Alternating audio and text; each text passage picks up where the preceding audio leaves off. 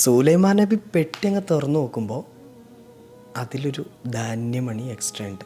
നിങ്ങൾ കേട്ടിട്ടുണ്ടോ? അത് വേഗം കേട്ടോ.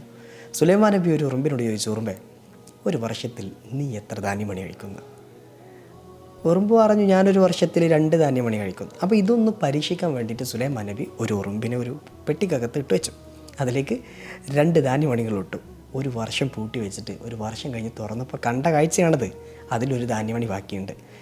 അപ്പോൾ സുലൈമാൻ നബി ചോദിച്ചു, നീയല്ല പറഞ്ഞത് 2 കഴിക്കുന്നത്, ഇതെന്താ എന്ന് ചോദിച്ചപ്പോൾ ഉറുമ്പ് പറഞ്ഞു, എൻ്റെ എല്ലാ കാര്യങ്ങളും നോക്കി നടത്തുന്നതും എനിക്കൊന്നിനും ഒരു മുട്ടും വരുത്താതെ എന്നെ കൊണ്ടു നടക്കുന്നതും എൻ്റെ പടച്ചവനാണ് എന്ന ഒരു ബോധ്യം എനിക്കുണ്ടായി ഞാൻ ജീവിച്ച സമയത്ത് എന്നെ മറക്കൂല എന്നുള്ള ധൈര്യത്തിലാണ് ഞാൻ ആ 2 തിന്നിരുന്നത്. പക്ഷെ ഇപ്പം അങ്ങനെയല്ല, നിങ്ങളെ കയ്യിൽ ഞാനാണ് എന്ന് എനിക്ക് തോന്നി തുടങ്ങിയപ്പോഴേക്ക് എനിക്കൊരു തരം ബേജാറ് വന്നു.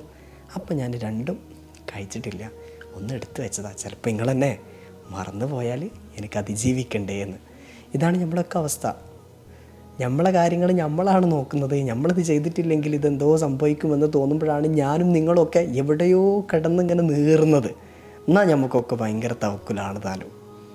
ഏതായാലും ഇതിൽ വലിയൊരു പാടുണ്ട് ഈ ചരിത്രത്തിലിട്ടോ. ഈ ചരിത്രത്തിൻ്റെ അടിവേരുകൾ ചോദിച്ചിട്ട് നിങ്ങൾ കമൻറ്റ് എഴുതരുത്. സത്യം പറഞ്ഞാൽ ഞാൻ എവിടെയോ വായിച്ചതാണ്. എന്തായാലും ഷെയർ ആവട്ടെ. Have A nice day. Thank you so much.